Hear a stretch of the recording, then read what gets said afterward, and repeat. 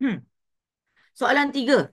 Pada pendapat anda, apakah langkah-langkah yang boleh dilakukan, yang boleh diambil untuk memastikan sumber air terus terpelihara?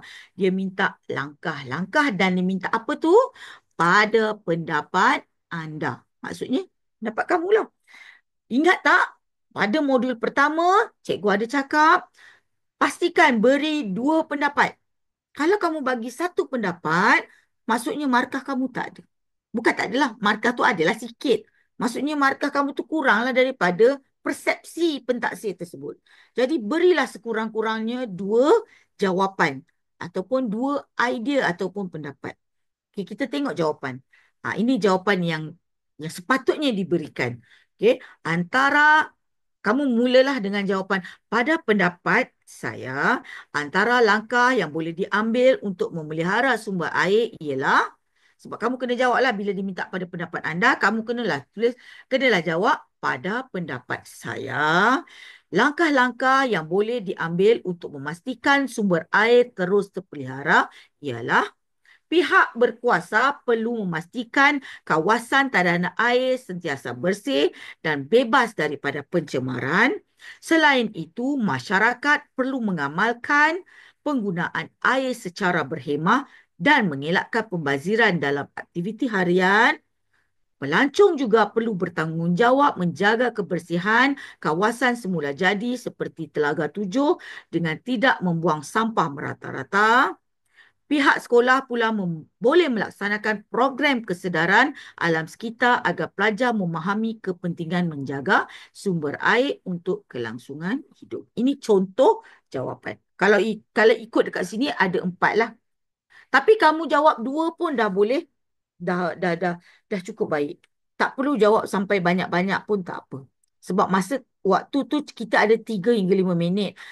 Kamu dah baca petikan, kamu dah jawab soalan 1 dan 2, kamu nak kamu akan selalunya pelajar di soalan nombor 3, kamu akan berhenti dalam 2-3 saat. Saya rasa pengalaman saya semua 2-3-5 saat pelajar akan berhenti sebab kamu akan berfikir untuk beri jawapan. Tak ada masalah. Kamu berhenti seketika untuk susun ayat, tak ada masalah. Tapi jangan lama sangat. Jangan sampai 2-3 minit. Sebab kamu pun tak ada masa banyak. Kamu cuma boleh berhenti dalam 2 saat. Terus bina ayat. Teruskan dengan jawapan. Terus cari jawapan. Okey? Jadi uh, uh, jadi pastikan 2 jawapan sekurang-kurangnya. Kalau kamu dapat beri macam ni, ini dah jawapan terbaik. Ini skema lah, skema jawapan. Jadi kamu tengoklah jawapan ni agak panjang kan. Okay, kalau kamu dapat buat macam ni, sangat baik. Okay, kita tengok pula soalan keempat. Okay, dia kata, jelaskan kepentingan sumber air bersih kepada manusia. Okey, sumber air bersih sangat penting kepada manusia kerana ia digunakan dalam pelbagai aspek kehidupan harian. Apa maksud lain bagi kepentingan? Ini saya selalu tanya pada anak murid saya. Selalu calon sangat keliru dengan perkataan kepentingan dan pihak lembaga sangat gemar guna perkataan kepentingan. Saya selalu nampak calon lemah dengar perkataan kepentingan. Apakah maksud lain bagi kepentingan? Okay, maksud lain bagi kepentingan ialah manfaat atau kebaikan. Inilah kelemahan calon. Bila tukar sahaja kataan yang sama maksud, calon akan menggelabah, lepas tu dia tak boleh jawab. Kepentingan ni maksud sama dengannya ialah kebaikan atau manfaat. Okay? Jadi kalau kamu nak faham lebih baik lah, jelaskan kebaikan. Apa kebaikan kita guna air bersih? Itu je sebenarnya soalan dia. Kan? Apa kebaikan bila kita guna air bersih? Kalau kita guna air bersih, dah tentu-tentulah kita akan apa? Kita akan dapat jaga kesihatan kita. Bayangkan kalau kita minum air kotor. Kan? Keburukan pula kan? Jadi kebaikan dapatkan sumber air bersih ialah yang pertama, untuk kegunaan seharian lah. Sebagai contoh, nak minum, nak masak, nak mandi, nak cuci pakaian. Okey? Jadi itulah kepentingan menggunakan sumber air bersih. Sebab tanpa air bersih, kesihatan manusia boleh terjejas dan risiko penyakit berjangkit akan meningkat. Okay, selain itu juga, ingat kita kena guna penanda wacana. Jadi jangan tinggal.